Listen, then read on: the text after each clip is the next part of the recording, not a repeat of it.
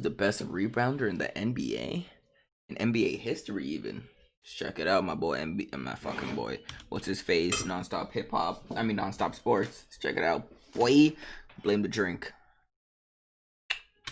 This is a story all about how basketball got turned and twisted upside down, and how different styles and rule changes affected statistics in the NBA.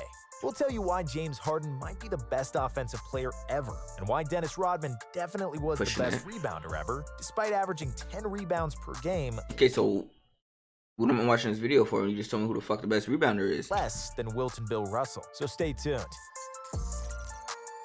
Is he doing best by stats? Is the best rebounder ever, and not Wilt Chamberlain. When Dennis Rodman landed on the cover of Sports Illustrated in 1996 with the bold title, The Best Rebounder Ever, Wilt Chamberlain furiously called his good friend Bill Russell and asked him about this BS proclamation. "This is nonsense. What he averages, we used to get in one quarter," Wilt lamented, while his anger entertained Russell. And if we look at the stats superficially, Wilt was 100% correct to be mad at Sports Illustrated. Chamberlain averaged an NBA record 27.2 rebounds per game in 1961, and he has 22.9 boards per game in a career, while Russell is a close second with 22.5. The next person on the list is Bob Pettit with 16.2, and compared to them, Dennis Rodman averaged a pedestrian 13.2 boards per contest. The NBA record for rebounds in one game is 55. Set by Wilt in 1960, while Rodman's career high was 34 boards in 1988. Out of all 40-plus rebounding games in NBA... Why is it when I'm recording, the most fucking noise occurs in my house?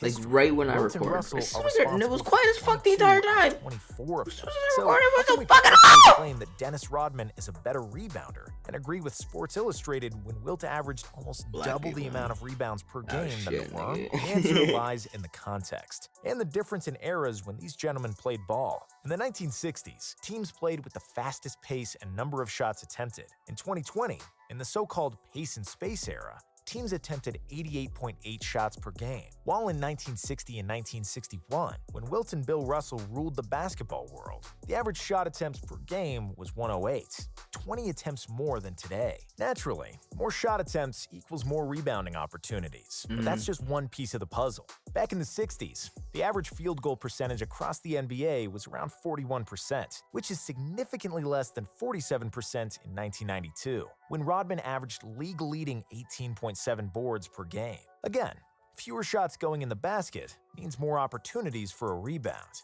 Furthermore, and this is a big one, Wilt and Bill Russell averaged well over 40 minutes per game, while Rodman and players today are rarely averaging over 36 minutes. That's true. They let Wilt and Bill play like the entire game. Wilt's career average was 45.8 minutes per game, while Rodman averaged just 31.6. 48.7? More minutes per game for Wilt to grab rebounds. To try to level things out, we'll take a look at the number of rebounds per 100 possessions, or better yet, at the rebounding percentage, which uses a formula based on the number of available rebounds to the time the player was on the floor. Per 100 possessions, prime Rodman averaged more than 24 rebounds, while Wilt's per 100 possessions was 21 rebounds. In the year, he averaged 27 boards, but also with the frenetic pace of 133.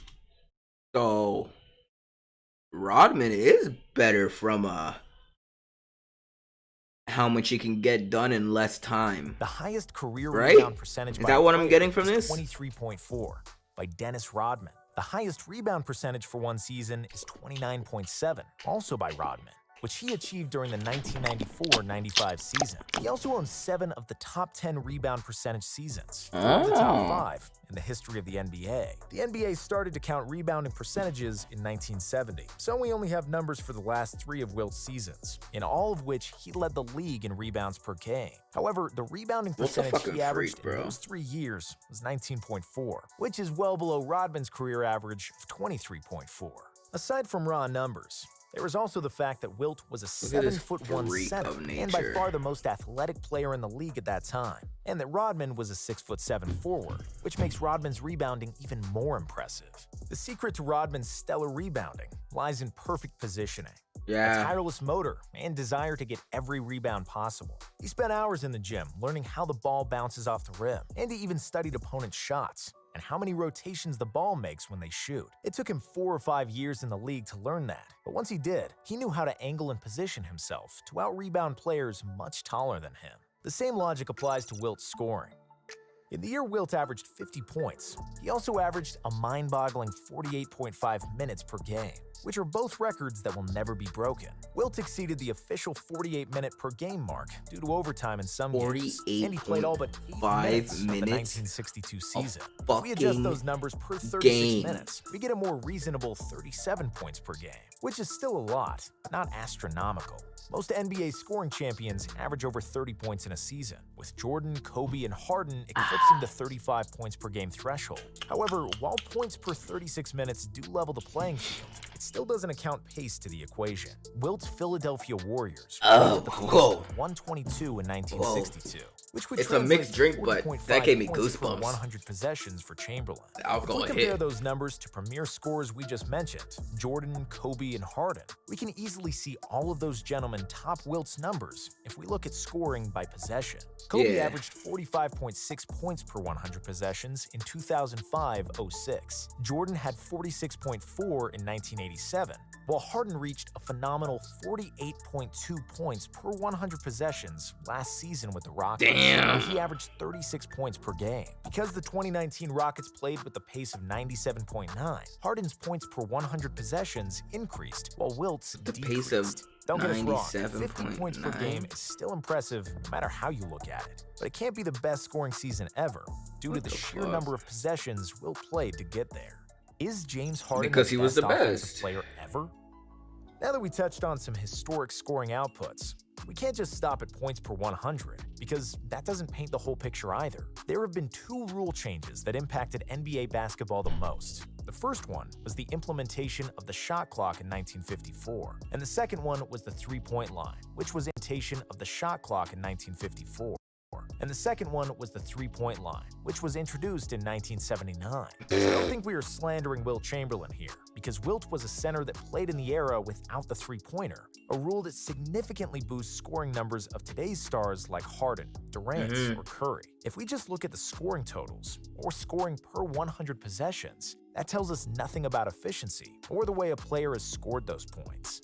Wait, they only introduced the three-point line in 74? Field goal percentage was the measuring stick for efficiency for a long time, since there was no three-pointer. Then came the effective field goal percentage, which accounts for threes, but not free throws. And that brings us to the most accurate statistic, true shooting percentage. True shooting percentage accounts for all shots, and was intended to convert all shot types to two-pointers, thus giving a fair assessment of players' efficiency. True shooting percentage is important to differentiate volume scoring from precise shooting, and we'll use Allen Iverson and Steve Nash as examples for each. While Iverson did have 31 points per game in his 2001 MVP season, he did it on over 25 shots per game, and his true shooting percentage was 52%, slightly below league average. 4 years later, Nash won his first MVP, averaging just 15.5 points per game, but he did it with a true shooting percentage of 61%, which almost led the league, along with 11 assists per game. Nash's 7 seconds or less Suns were one of the first teams that embraced the pace and space era we are experiencing today. When we look at the way Iverson gobbled up many possessions, hoisting inefficient long twos, it's almost arguable that Nash was a superior scorer in his prime due to his precise shooting, if only Nash had shot more. What Nash didn't do, Steph Curry sure did, and achieved the unthinkable feat for a point guard. Curry became the first uber-efficient volume scorer and changed basketball forever with his phenomenal shooting from deep. Not only did he and the Warriors prove that shooting teams are not like pretty girls, and that they indeed can. Before Curry started flaming people, point guards were just assist machines, and right? Win an NBA championship. That's crazy. They transformed the whole NBA into a jump shooting league. Everybody finally realized the truth that has been staring us all in the face, and that 3 is more than 2. The Houston Rockets, who have one of the strongest analytical departments in the NBA, took this to the extreme. The Rockets fell in love with big-ass word. and almost forbade the long two, with James Harden's step-back threes serving as a poster for analytics in basketball. Because he shoots over 10 threes per game and is a lead in getting to the free throw line, Harden is one of the most effective scorers in the history of basketball, with 61% true shooting for his career. And because the Beard scores more points than anybody since Michael Jordan, it's fair to say he's probably the most potent offensive weapon in basketball history. Only Kevin Excuse me, Durant and sorry. Steph Curry It can slipped match out. Harden's efficiency in the modern era, but neither matches his volume or his assist numbers. Then again, neither also has the usage rate Harden does, but that's a story for another day. Conclusion: how to really look at statistics. Analytics can be a powerful tool in basketball, which even the most old-school basketball heads are now forced to accept. We do hope that we deepened your knowledge on how to look at stats, and that regular points, rebounds, assists... So to me, I hope you guys can't hear that bullshit. But anyways, totals are not best nearly rebounder enough to me, if you want to put basketball out probably Rodman. Now that I think about it, especially if you're trying to. What the fuck? What? This was a rebounder. Why is there fucking points? However, as the old saying goes, statistics are like a bikini. They do show a lot, but leave the most important things covered. Stat for stat is Basketball Rodman can't be because looked he at was able to just do through the more with numbers, less. And you actually need to I watch didn't know the that. games I to always know thought the it was whole Will. story, as many of the things that happen on the court and affect the score are not measured by statistics, no matter how hard we try to measure everything. That was a good ass video. That was a good ass video. That's gonna wrap it up. If you like the video, subscribe. You know what to do. Anyways, yeah.